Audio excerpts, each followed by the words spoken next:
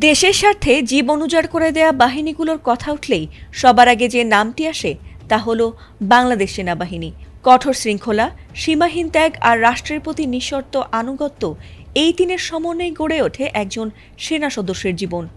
পরিবার, ব্যক্তিগত স্বাচ্ছন্দ্য, এমনকি নিজের অনুভূতিও অনেক সময় পেছনে ঠেলে দিতে হয় কর্তব্যের খাতিরে।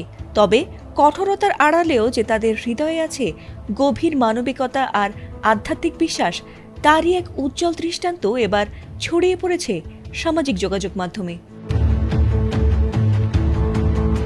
ইসলামের অন্যতম ফরজ ইবাদত হল সালাত বা নামাজ। কিয়ামতের দিন আল্লাহ তাআলা সর্বপ্রথম তার বান্দাদের কাছ থেকে এই আমলেরই হিসাব নেবেন। অথচ ব্যস্ততা, অলসতা কিংবা নানা অজুহাতে অনেকেই এই গুরুত্বপূর্ণ ইবাদত থেকে পিছিয়ে যান। এমনকি মসজিদ কাছে থাকলেও যেন ভাগ্যে জোটে না ফরজ ইবাদত আদায়ের সময়। ঠিক এমন বাস্তবতায় এবার দেখা মিলেছে এক ব্যতিক্রমী দৃশ্যের, যাতে মন গলেছে বহু মানুষের।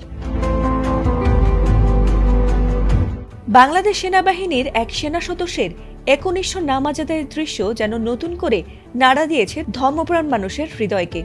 ভাইরাল হওয়া ভিডিওতে দেখা গেছে নির্বাচন কমিশনের সামনে দায়িত্ব পালনরত অবস্থায় আজান শেষ হতে না হতেই নিজের জায়গাতেই নামাজে দাঁড়িয়ে যান বাংলাদেশ সেনাবাহিনীর এক সদস্য।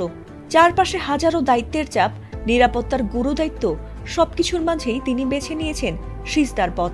যেন নিজের কর্মজীবনেই তিনি বাস্তব করে তুলেছেন সেই বহুল প্রচলিত কথা, নামাজকে বলো না আমার কাজ আছে, কাজকে বলো আমার নামাজ আছে।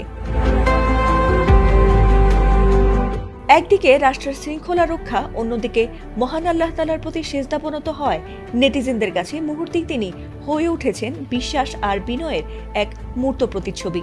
সেই সেনা সদস্যের নাম পরিচয় জানা না গেলেও কাজের ফাঁকে তার নামাজ আদায়ের দৃশ্যে তিনি এখন ব্যাপকভাবে প্রশংসিত।